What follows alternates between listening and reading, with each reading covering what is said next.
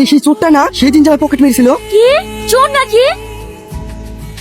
আমার বরফিকে চোর হলো, সাহস কি করে হয়? চিমকেনি ছেড়ে নেবো। চলো, এখানে আমরা থাকবো না, এখানকার মানুষজন ভালো না। কে তোমরা এভাবে আমার পথ আটকাচ্ছ কেন? আমরা কি তোর জেনে লাভ নেই, তোর কাছে যা যা আছে সব আমাদেরকে দিয়ে দে। কি সব বলতে বলছিস? তোরা ভয় দেখাবি আর আমি সব দিয়ে দেবো? দিবিনি, ধরো কে। এই দাদা দাদা, আমার সব শেষ। বাজারে বা কি দিয়ে করবো? এই অবস্থায় বাড়ি বা কি করে যাবো? টাকালে দিলে তাই বলে এভাবে পাঞ্জাবিটা ছেড়ে দিতে হবে?